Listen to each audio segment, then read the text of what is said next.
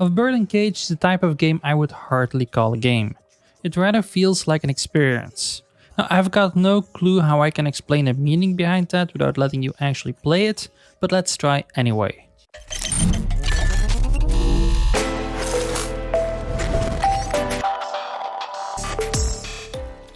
You play as Gita, a 25-year-old drug addict who is having the worst day of her life. She gets abused by a drug dealer boyfriend, harassed by a creepy boss, and beaten by her drunk of a dad.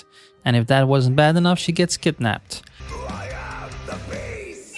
I'm not going any deeper into it because I don't want to spoil any more than I need to, but if I would explain the entire story during my playthrough, it wouldn't necessarily ruin your playthrough, because after completing a short tutorial prologue, a 2-hour long symphonic metal song starts playing.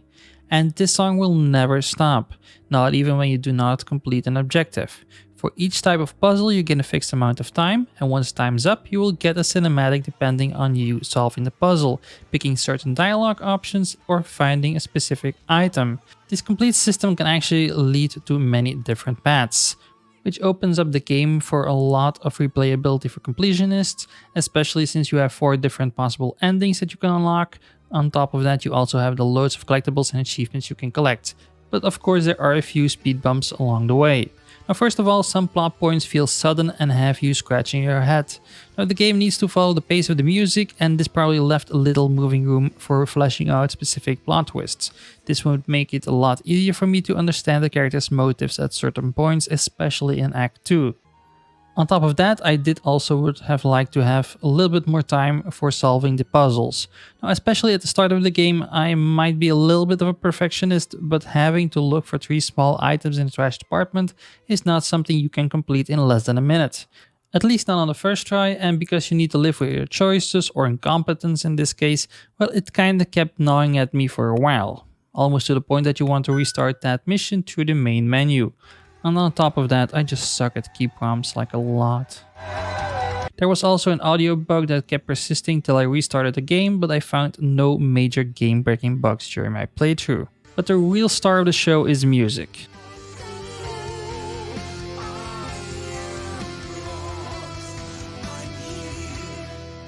Now, I held it off long enough, let's just talk about it. These symphonic metal tracks are really well made. It's made by Arnold Nessis and features major current and former artists from Within Temptation, Guns N' Roses, Evanescence, Epica, to name a few.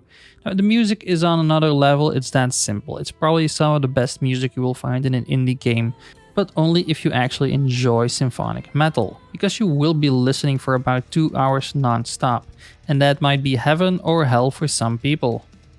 So if you're looking for a final opinion from me, I'd say this is a great game for those who love story-driven focused games that can change based on your actions and don't mind symphonic metal blasting to your headphones for about 2 hours. So that was my opinion, but honestly I'm really curious if you're gonna give the game a shot, and if you did, please let me know what your thoughts were in the comments down below because I'm really curious about it. But I want to thank you for watching and I'll see you in the next one.